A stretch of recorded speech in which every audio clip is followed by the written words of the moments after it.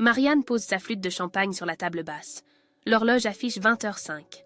Son téléphone reste silencieux. À 32 ans, elle a l'habitude de ses soirées d'anniversaire en solitaire. Mais cette fois, c'est différent. Elle a préparé quelque chose de spécial. Du champagne Veuve Clicquot, un plateau de fromage de chez Laurent Dubois, même une petite bougie dorée qu'elle n'ose pas encore allumer. Tout ça pour l'appel familial traditionnel de 20h. Son studio du 11e arrondissement baigne dans la lumière tamisée. Les bougies parfumées créent une atmosphère chaleureuse.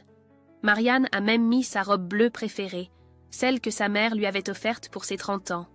20h30. Toujours rien. Elle vérifie son téléphone pour la 10e fois. Aucun message. Aucun appel manqué. Le doute commence à s'installer. Peut-être ont-ils oublié? Non, impossible. Sa mère Sylvie n'oublie jamais les anniversaires. 21h. Le champagne commence à tiédir. Marianne se sert un deuxième verre, plus généreux cette fois. Elle regarde par la fenêtre les lumières de Paris. Les gens rentrent du travail, pressés de retrouver leur famille. Elle envie cette routine, cette certitude d'être attendue quelque part. 21h47. Son téléphone vibre enfin. Un message de papa. Le cœur de Marianne s'emballe. Enfin. Elle ouvre le message avec un sourire anticipé. N'attend personne. C'est inutile. Ces mots la glacent jusqu'aux os. Elle relit le message 3 fois, incrédule. Qu'est-ce que ça veut dire? Pourquoi cette froideur, cette cruauté gratuite? Ses mains tremblent légèrement. Elle pose le téléphone, reprend son verre. Peut-être y a-t-il une explication, un malentendu, une urgence familiale. 2 minutes plus tard, son téléphone vibre à nouveau. Cette fois, c'est une notification Instagram. Une story de Camille, sa belle-sœur. Marianne l'ouvre machinalement, s'attendant à voir une photo banale des jumeaux. Ce qu'elle découvre lui coupe le souffle. Toute sa famille est là, sur une plage de sable blanc. Son père Michel, en chemise hawaïenne, un cocktail à la main. Sa mère Sylvie, radieuse dans une robe d'été. Son frère Thomas, bronzé, qui fait le pitre devant l'objectif. Camille qui sourit, parfaitement maquillée. Et les jumeaux, Lucas et Emma, qui construisent un château de sable. Le décor est paradisiaque. Palmiers, eau turquoise, hôtel de luxe en arrière-plan. Marianne reconnaît immédiatement Dubaï, le voyage dont il rêvait depuis des mois. Mais ce n'est pas le voyage qui lui brise le cœur. C'est la légende. Enfin ensemble. Family time. Dubaï. Best birthday ever. Best birthday ever. Le meilleur anniversaire de tous les temps. Son anniversaire. Le 15 octobre. Ils sont en vacances de rêve, le jour de son anniversaire. Sans elle. Marianne reste pétrifiée pendant de longues secondes. La réalité la frappe comme une gifle. Le message de son père prend tout son sens maintenant. N'attend personne, c'est inutile. Ils ne l'ont pas oublié. Ils l'ont exclu, volontairement. Une rage froide monte en elle. Pas la colère explosive qu'elle connaît. Quelque chose de plus profond, plus dangereux. Elle travaille comme directrice financière dans leur PME de conseil informatique depuis 8 ans. Elle gère tout leur remboursement de frais, tous leurs déplacements professionnels, toute leur formation, qui ressemblent étrangement à des week-ends en famille. Maintenant, elle comprend. Elle finance leur bonheur depuis des années, sans y être invitée. Marianne se lève calmement, ouvre son ordinateur portable, se connecte au système comptable de l'entreprise. Elle connaît ce système par cœur, chaque ligne budgétaire, chaque virement automatique, chaque note de frais validée sans question. 3 clics suffisent. Tous les virements automatiques vers les comptes familiaux, suspendus. Toutes les cartes de crédit professionnelles liées aux comptes personnels, bloquées. Tous les remboursements en attente, annulés. Marianne ferme l'ordinateur d'un geste sec. Elle prend sa flûte de champagne, la lève vers son reflet dans la fenêtre. Son sourire n'a rien de joyeux. Il est glacial, déterminé. « Bon anniversaire, ma chérie », murmure-t-elle à son reflet. « Maintenant, on va voir qui a vraiment besoin de qui. » Le réveil affiche 7h30. Marianne a dormi 4 heures. Son téléphone clignote comme un sapin de Noël. 28 appels manqués, 47 messages non lus, tous de sa famille. Une avalanche de panique qui la réjouit secrètement. Elle se prépare un café bien serré, savoure cette première gorgée amère. Puis ouvre WhatsApp d'un geste désinvolte. Les messages défilent par ordre chronologique. Une vraie montagne russe émotionnelle qu'elle observe comme un spectacle. 2h15. Maman. Ma chérie, il y a un problème avec les cartes. Tu peux regarder? 2h52. Thomas. Marianne, urgent, les comptes sont bloqués. 4h33. Papa, appelle-nous immédiatement, c'est grave. 6h10. Camille. On ne peut plus rien payer à l'hôtel. Aide-nous. 7h22. Maman. Les enfants pleurent. Ils ne comprennent pas pourquoi on doit partir. Marianne savoure chaque message, chaque trace de panique. Elle imagine parfaitement la scène au Burj Al Arab. L'hôtel le plus luxueux de Dubaï. 3200 € la nuit. Ses parents en pyjama de soie, découvrant que leur carte ne passe plus. Thomas qui s'énerve contre les réceptionnistes. Camille qui cache sa honte derrière ses lunettes de soleil Chanel. Cette image la fait sourire. Un sourire froid, mais satisfaisant. Son téléphone sonne. Thomas s'affiche à l'écran. Elle laisse sonner 2 fois avant de décrocher. Bonjour Thomas. Comment se passent tes vacances? Mes vacances? Tu rigoles? On ne peut rien payer. L'excursion des enfants est annulée. Sa voix résonne dans le lobby de l'hôtel. Elle entend l'écho, les conversations feutrées en arrière-plan. Il doit gesticuler devant le concierge, en short et tongs, l'image parfaite du touriste en détresse. C'est embêtant, ça, répond-elle avec un calme olympien. Embêtant? Embêtant? Débloque les comptes maintenant. Je ne peux pas. J'ai démissionné hier soir. Le silence qui suit vaut tous les discours. Marianne imagine Thomas, bouche ouverte, essayant de digérer l'information. Hier, c'était quoi comme jour? Continue-t-elle doucement. Ton anniversaire, murmure-t-il enfin. Exact. Et vous étiez où? Best birthday ever. C'était quoi comme message? Au bureau, l'ambiance change quand Julien Moreau pousse la porte à 9h15. Grand, élégant, ce sourire mystérieux qui intrigue Marianne depuis des mois. Il remarque immédiatement ses traits tirés, ses yeux gonflés. Sans dire un mot, il va chercher 2 cafés à la machine. Ce geste simple, attentionné, touche Marianne plus qu'elle ne l'aurait imaginé. Tenez, ça aide pour les chagrins de famille. Comment sait-il? Ça se voit tant que ça? J'ai grandi en famille d'accueil, explique-t-il en s'asseyant sur le coin de son bureau. Je reconnais ce regard. Pour la première fois depuis longtemps, quelqu'un lui propose vraiment d'écouter. Pas de juger, pas de donner des conseils, juste écouter. Cette attention authentique réchauffe son cœur meurtri. Elle lui raconte brièvement les vacances organisées le jour de son anniversaire, l'exclusion assumée, le financement via les notes de frais. Julien hoche la tête, sans surprise ni indignation feinte. Il comprend. Cette compréhension silencieuse vaut tous les grands discours. Le téléphone vibre encore. Thomas, désespéré, lâche enfin la vérité. On a choisi ton anniversaire exprès, comme ça tu pouvais pas venir faire ta drama queen. Ces mots résonnent dans le silence de l'open space. Julien pose doucement sa main sur celle de Marianne. Il ne mérite pas vos larmes, murmure-t-il. Son téléphone vibre à nouveau. Maman s'affiche à l'écran. Marianne fixe l'écran sans décrocher. Le nom maman clignote avec insistance. Julien respecte son silence, comprenant instinctivement l'importance de ce moment. 5e sonnerie. Elle appuie enfin sur répondre. La voix de Sylvie tremble dès les premiers mots. Marianne entend les bruits de l'hôtel en arrière-plan. Conversations feutrées en anglais, cliquetis de la réception de luxe. Sa mère est probablement cachée dans un coin du lobby, honteuse. L'explication de Sylvie arrive par bribes douloureuses. Marianne a toujours eu sa carrière, son indépendance. Eux n'ont que leurs moments familiaux pour être heureux. Ces mots frappent comme des gifles répétées. La logique tordue se dévoile lentement. Marianne est différente. Elle n'a pas besoin d'eux comme eux ont besoin les uns des autres. Cette théorie bancale cache mal la vérité cruelle. Ils veulent son argent, pas sa présence. Quand Thomas reprend le téléphone, sa voix a changé. Plus calme, plus dangereuse. Il va enfin dire ce qu'il garde sur le cœur depuis des années. La révélation du groupe WhatsApp, les vrais, glace le sang de Marianne. 3 ans d'exclusion méthodique. 3 ans à organiser tout leur bonheur sans elle.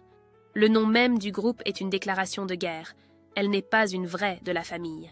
Thomas justifie cette cruauté par ses prétendues remarques. Marianne se souvient de ces phrases, dites avec bienveillance selon elle. Pour eux, c'étaient des jugements insupportables. Elle les empêchait de rêver, de se faire plaisir, de vivre sans culpabilité. 15 000 €, le prix de leur bonheur sans elle. Marianne raccroche et reste immobile de longues minutes. Julien n'ose pas troubler ce silence. Il devine qu'elle vit un moment de bascule définitif. Quand elle relève enfin la tête, quelque chose a changé dans ses yeux. Quelque chose s'est cassé, mais quelque chose d'autre s'est réveillé. La conversation avec Julien révèle son expérience des ruptures familiales. 3 fois, il a tout quitté. Cette expérience le rend précieux. Il sait qu'on peut survivre à ces déchirures, qu'on peut même en sortir plus fort. Sa méthode est simple. Respirer, faire un pas, puis un autre. Se convaincre qu'on mérite mieux. Marianne sort une feuille blanche, commence à écrire à la main sa lettre de démission. Les mots viennent naturellement, librement. Pour la première fois depuis des années, elle prend une décision qui ne concerne qu'elle. 23h47. Envoi par email. Minuit. Compte épargne vidé. 00h15. Billet pour Florence réservé. L'appel à Julien à 1h du matin est un appel au secours déguisé. Il comprend immédiatement et arrive 1 heure plus tard, Bordeaux et chocolat à la main. Il parle jusqu'à l'aube. De familles toxiques, de trahisons ordinaires, de cette liberté terrifiante qui s'offre soudain. Leurs visages se rapprochent naturellement à 6 heures, dans cette intimité créée par les confessions nocturnes. Marianne recule au dernier moment. Elle ne sait plus qui elle est. Cette honnêteté touche Julien plus que n'importe quel baiser. En partant, il glisse son numéro dans sa main avec cette promesse douce. En Italie, vous allez redécouvrir qui vous êtes vraiment. Appelez-moi quand vous l'aurez trouvé. Julien fixe son écran d'ordinateur depuis 1 heure. Les chiffres de vente dansent devant ses yeux sans qu'il parvienne à s'y concentrer. Depuis le départ de Marianne pour Florence, son esprit vagabonde constamment vers l'Italie. Chaque soir, vers 19h, son téléphone vibre. Un message d'elle, une photo, quelques mots. Ces moments sont devenus l'événement de sa journée. Le premier jour, un coucher de soleil sur l'Arno, avec ce simple commentaire « Je respire enfin ». 3 jours plus tard, un selfie radieux dans les vignobles du Chianti, cheveux au vent, sourire authentique qu'il ne lui avait jamais vu au bureau. Il observe cette transformation à distance. La Marianne qu'il découvre n'a rien à voir avec la directrice financière tendue qu'il côtoie depuis 4 mois. Cette femme-là rit aux éclats, goûte des vins nouveaux, apprend à cuisiner chez une certaine Nonna Francesca. Elle renaît sous ses yeux virtuels. Mais Julien porte un secret qui le ronge chaque jour davantage. 1 mois avant l'affaire de Dubaï, Thomas était venu le voir. Démarche désinvolte, sourire faux, proposition sordide.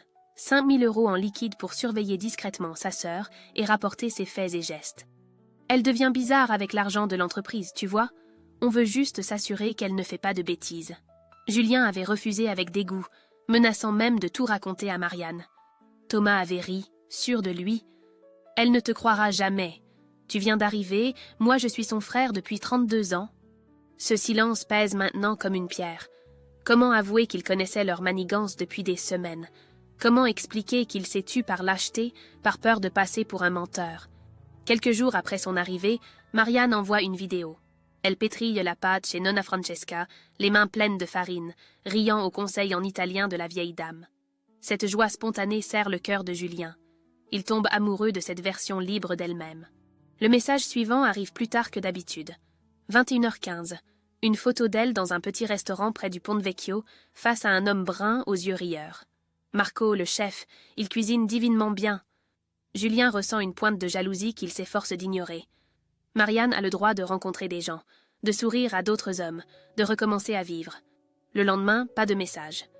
Julien vérifie son téléphone compulsivement. 19h, 20h, 21h, 22h. Rien. Cette absence le perturbe plus qu'il ne voudrait l'admettre. À Florence, Marianne découvre des sensations oubliées. Marco Benedetti, 38 ans, chef propriétaire de Da Marco, la séduit avec sa passion pour la cuisine et sa joie de vivre méditerranéenne. Il lui apporte des fleurs fraîches chaque matin, improvise des sérénades en italien approximatif, la fait rire comme elle n'a pas ri depuis des années. Un soir, sous les étoiles de Fiesole, Marco l'embrasse. Ses lèvres sont douces, ses mains expertes, son charme indéniable. Marianne se laisse porter par cette tendresse inattendue. Mais pendant le baiser, c'est le visage de Julien qui s'impose dans ses pensées. Ses yeux verts, son sourire en coin, cette attention silencieuse qui l'avait tant touchée. Cette intrusion mentale la bouleverse. Comment peut-elle penser à un homme à Paris alors qu'elle embrasse un autre sous le ciel toscan? Troublée, elle s'excuse auprès de Marco et rentre à son hôtel. À 2h15 du matin, heure française, elle craque et appelle Julien. « Marianne ?» Sa voix ensommeillée trahit son inquiétude. « Tout va bien ?»« Non. Enfin si, je ne sais plus. Racontez-moi. » Alors elle parle. De Florence qui la libère, de Marco qui la séduit, de cette culpabilité idiote de penser à lui pendant qu'un autre l'embrassait, de cette peur de trahir quelque chose qu'ils n'ont même pas commencé. Julien l'écoute sans l'interrompre. Cette confession nocturne crée une intimité plus profonde que tous les baisers du monde. « Marianne, » murmure-t-il enfin, « vous ne me devez rien. Nous ne nous devons rien. Vous avez le droit de vivre, de rencontrer des gens, d'être heureuse. Mais je pense à vous. » Ces mots simples bouleversent Julien plus que les plus belles déclarations d'amour. Moi aussi, je pense à vous. Chaque jour, chaque soir quand j'attends vos messages. Il parle jusqu'à l'aube, d'attirance mutuelle, de peur partagée, de ce sentiment naissant qui grandit malgré la distance. Juste avant le lever du soleil, le téléphone de Marianne vibre. Appel urgent de Thomas. « Marianne, papa vient d'être hospitalisé, douleur thoracique, tu dois rentrer !» Le monde s'écroule à nouveau. Marianne sanglote au téléphone. « Julien, je sais qu'ils m'ont détruite, mais s'ils meurent, je me le pardonnerai jamais. » Julien prend alors la décision qui va changer leur histoire. « Ne bouge pas. J'arrive. » Le vol Paris-Florence de Julien atterrit dans l'après-midi. Il n'a emporté qu'un sac de voyage, pris la première correspondance disponible, annulé 3 rendez-vous clients. Rien d'autre ne comptait que cette urgence dans la voix de Marianne. À l'aéroport de Florence, leur retrouvaille défie toutes les conventions. Marianne se jette littéralement dans ses bras, indifférente aux regards amusés des passagers. Cette étreinte dure 10 minutes entières, sans un mot, juste la chaleur de 2 corps qui se retrouvent. Julien respire l'odeur de ses cheveux, cette fragrance florale qui lui avait manqué sans qu'il s'en rende compte.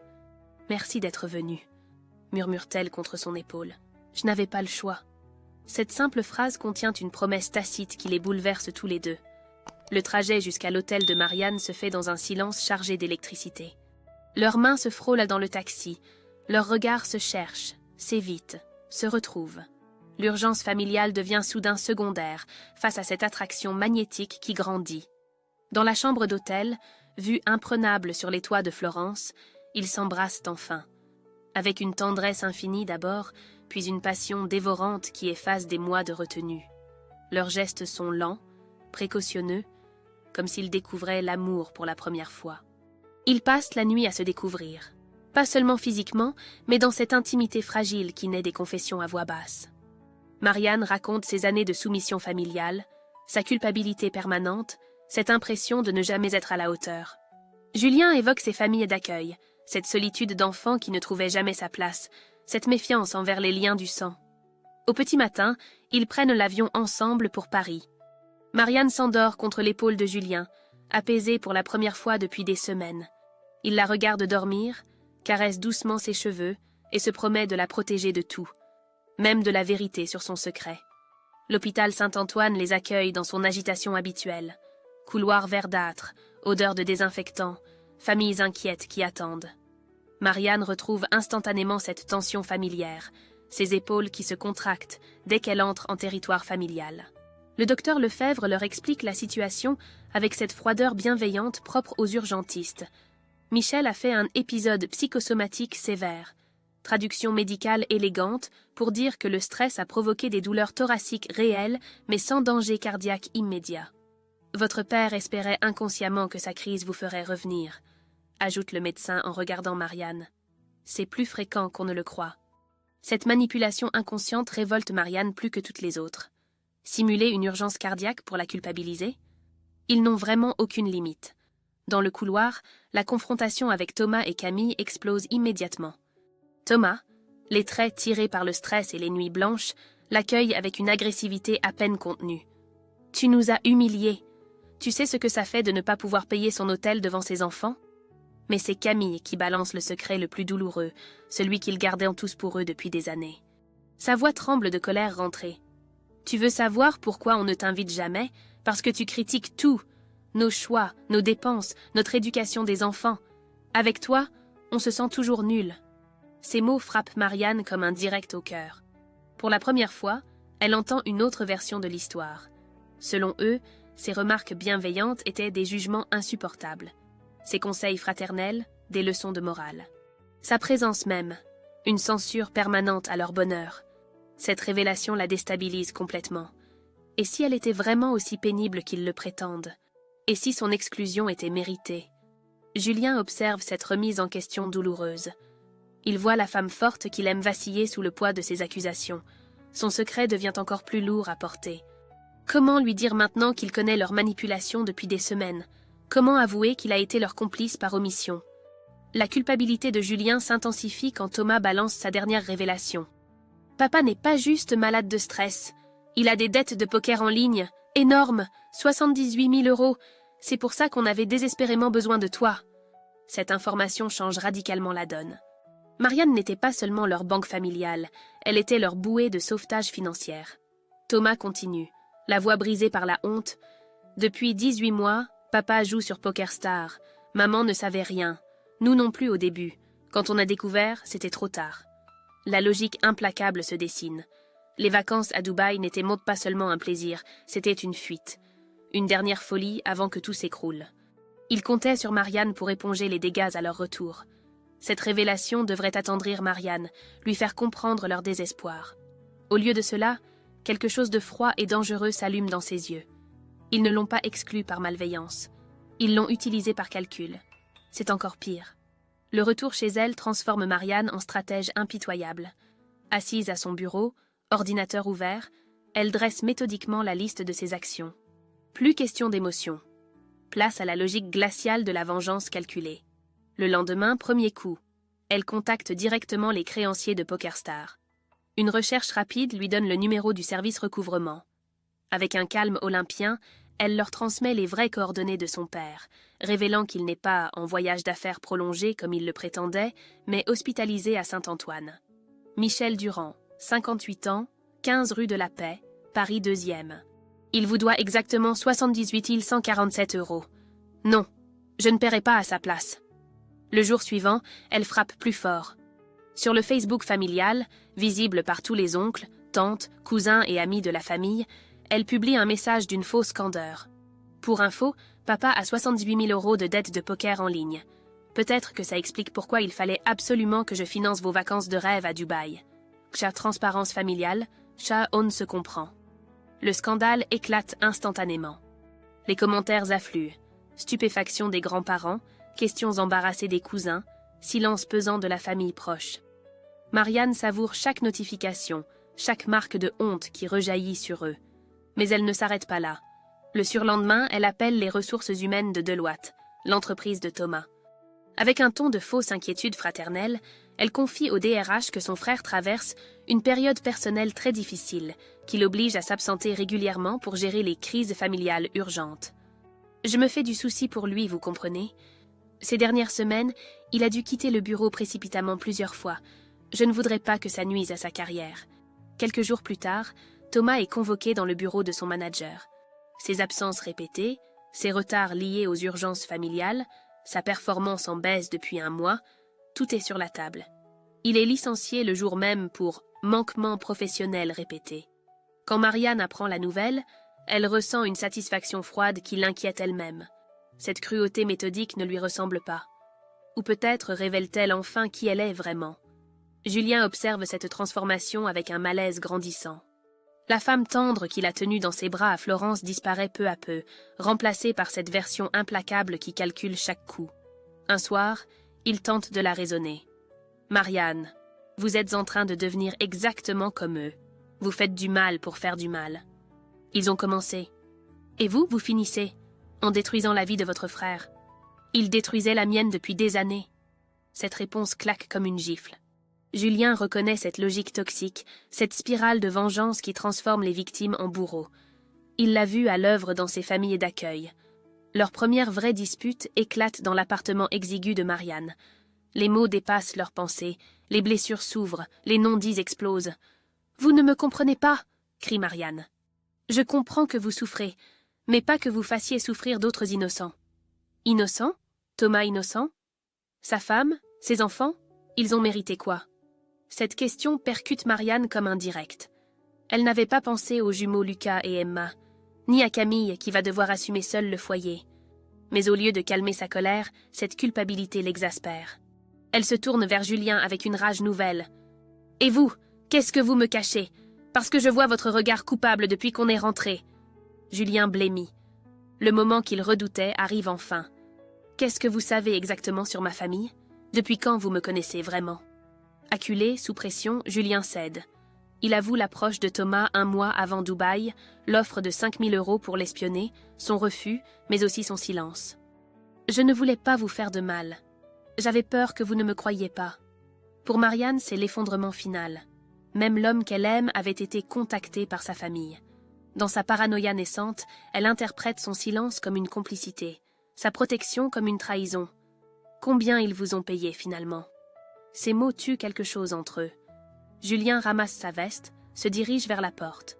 Je n'ai jamais pris leur argent. Mais visiblement, ça ne change rien. Il claque la porte tard dans la soirée. Marianne reste seule, entourée par le silence de son studio. À minuit pile, son téléphone sonne. Numéro inconnu. « Mademoiselle, ici Maître Dubois, notaire à Meaux. Il faut absolument qu'on se rencontre. C'est au sujet de votre grand-mère Denise. » L'étude notariale de Meaux sent l'encaustique et les vieux papiers. Maître Dubois, la soixantaine distinguée, reçoit Marianne dans son bureau aux boiseries sombres. Cette convocation mystérieuse l'intrigue autant qu'elle l'inquiète. « Votre grand-mère Denise m'avait donné des instructions très précises, » explique le notaire en ouvrant un dossier épais. « Cette enveloppe ne devait vous être remise qu'en cas de conflit familial majeur. » Ses propres mots. L'enveloppe Kraft porte l'écriture tremblée mais ferme de mamie Denise. « Pour ma petite fille chérie, quand elle comprendra enfin. » À l'intérieur, 4 pages manuscrites à l'encre bleue. L'écriture de sa grand-mère, cette calligraphie soignée d'une autre époque. Marianne reconnaît immédiatement le parfum de violette qui s'échappe encore du papier. La lettre commence doucement, presque tendrement. « Ma chérie, si tu lis ceci, c'est que la situation familiale a dégénéré comme je le craignais. J'observe depuis des années, tu sais. Je vois tout. Leurs petites manigances, leur jalousie, leur façon de t'utiliser. » Marianne sent ses mains trembler. Mamie savait. Depuis le début. La révélation suivante la bouleverse. Depuis des années, sa grand-mère finançait secrètement son éducation, ses projets, ses rêves. L'école de commerce à 8 000 € par an, le permis de conduire, la caution du premier appartement, même certains voyages d'études. Tout venait de mamie Denise, via des virements discrets que ses parents ignoraient totalement. Ils s'attribuaient ces financements, ma chérie. Ils en tiraient une fierté qu'ils n'avaient pas méritée. Moi, je préférais rester dans l'ombre. Voir ta réussite était ma plus grande joie. Les larmes montent aux yeux de Marianne. Toutes ces années, elle avait cru que ses parents investissaient dans son avenir. En réalité, c'était mamie qui croyait en elle, silencieusement, généreusement. La lettre révèle d'autres secrets. Mamie connaissait les dettes de jeu de Michel depuis longtemps. Elle avait refusé catégoriquement de l'aider, avec cette phrase cinglante « Tu as une fille brillante, débrouille-toi avec tes propres erreurs. » Plus dur encore, elle avait assisté à plusieurs conversations téléphoniques où ses parents se moquaient des leçons de morale de Marianne, de ses airs supérieurs, de sa générosité qui les arrangeait bien. Ils t'enviaient, ma chérie, parce qu'ils savaient que tu valais mieux qu'eux. Tu n'es pas leur banque, tu es mon héritage. L'héritage de mes valeurs, de ma droiture, de mon courage. La lettre se termine par ces mots qui résonnent comme un testament moral. Maintenant, choisis qui tu veux être. Celle qui se venge ou celle qui s'élève. La vengeance t'abaisse à leur niveau. L'élévation te rend digne de l'amour que tu mérites. Marianne repose la lettre, les joues inondées de larmes. Maître Dubois respecte ce silence chargé d'émotions. En rentrant à Paris dans l'après-midi, elle découvre Julien assis sur les marches de son immeuble. Il l'attend depuis des heures, un bouquet de pivoine à la main, ses fleurs préférées qu'elle lui avait mentionnées lors de leur nuit florentine. Il se lève en la voyant approcher, le visage marqué par une nuit blanche. Marianne, elle lui tend la lettre sans un mot. Il la lit attentivement, comprenant peu à peu l'ampleur des révélations. « Votre grand-mère avait raison, » murmure-t-il en repliant les pages. « Vous valez mieux que ça. Je vous ai accusé injustement hier soir. J'aurais dû vous dire la vérité dès le début. » Il se regarde, épuisé par ses jours de souffrance et de malentendus. Julien sort une enveloppe de sa poche, la tend à Marianne. Ma lettre de démission et un billet d'avion pour Londres. Départ après-demain. J'ai trouvé un poste là-bas. Marianne fixe le billet. Londres. Un nouveau départ pour lui, loin de cette toxicité parisienne. Avec ou sans moi, je ne peux plus continuer cette comédie, continue Julien. Mais je veux que vous sachiez. Je vous aime, et je n'ai jamais accepté leur argent. Marianne déchire le billet d'avion sous ses yeux ébahis. Ne pars pas, j'ai une bien meilleure idée, et j'ai besoin de toi pour l'exécuter. Le petit Marguerite n'a pas changé depuis l'enfance de Marianne. Banquette en moleskine rouge, nappes à carreaux. Cette ambiance bistrot parisien où Mamie Denise l'emmenait pour ses anniversaires. Le choix de ce lieu n'est pas un hasard. Marianne arrive en soirée, accompagnée de Julien et d'une mallette en cuir noir. Sa famille l'attend déjà, visage tendu, regard fuyant. Michel, sorti de l'hôpital mais encore pâle. Sylvie, les traits tirés par des semaines d'angoisse. Thomas, amaigri, les épaules voûtées depuis son licenciement. Camille, qui évite soigneusement son regard.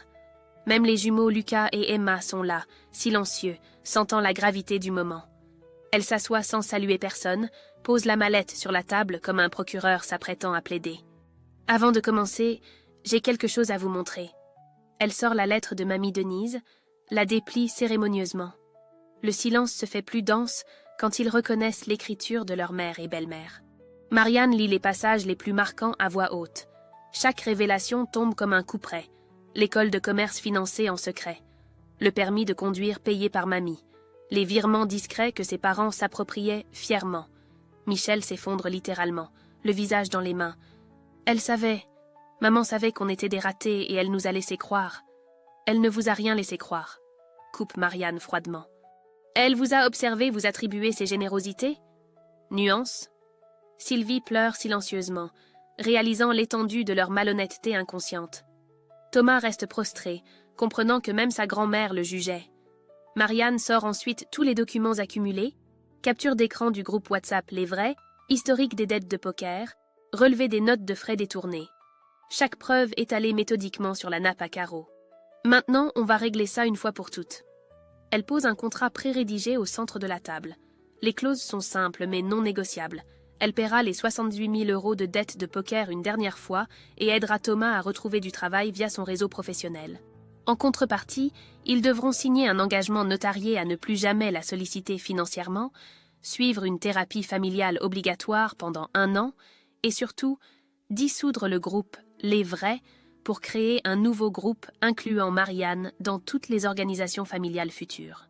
Thomas explose, l'humiliation le submergeant. « Tu nous dictes nos conditions maintenant? Tu nous prends pour quoi ?»« Pour ce que vous êtes, des adultes qui ont besoin qu'on leur apprenne le respect. »« Je refuse, on n'a pas besoin de tes conditions. » Il se lève brutalement, fait mine de partir avec sa famille. C'est alors que Sylvie fait quelque chose d'inouï.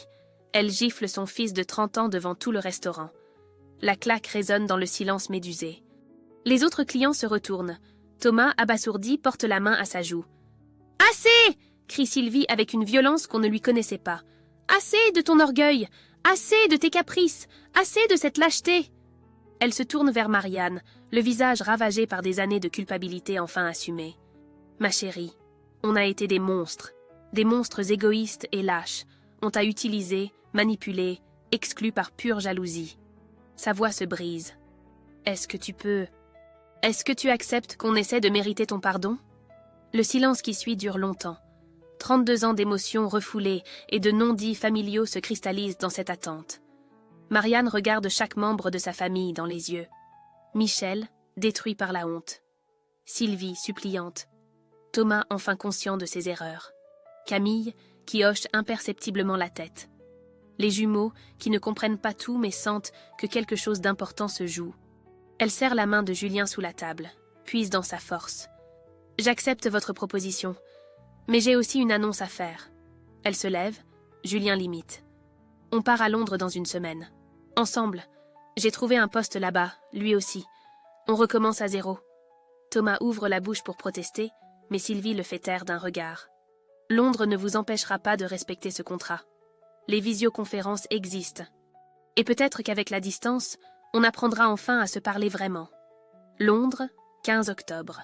1 an jour pour jour, après le message qui a tout déclenché. Marianne se réveille dans leur loft de Camden Market, baignée par la lumière dorée d'octobre.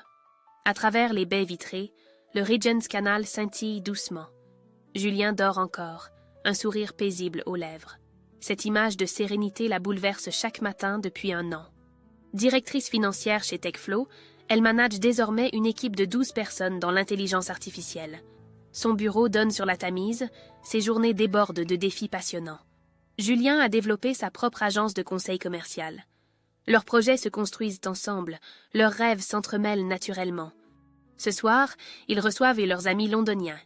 James et Sarah de Techflow, Pietro, leur voisin italien qui lui rappelle ses soirées florentines, quelques clients devenus proches. Une vie sociale choisie, authentique, loin des obligations familiales toxiques. À 20h en pile, l'heure symbolique, son téléphone vibre. Appel vidéo du groupe Famille Marianne, non choisi ensemble après des mois de thérapie familiale. L'écran révèle ses parents dans leur petit appartement de Meaux. Ils ont vendu la maison familiale pour rembourser les dettes, choisi cette proximité avec l'étude de Maître Dubois qui les suit dans leur reconstruction. Michel, sobre depuis 11 mois grâce aux réunions SOS Joueurs, travaille comme comptable dans une PME locale. Son visage a retrouvé des couleurs. Ses yeux brillent d'une fierté reconquise.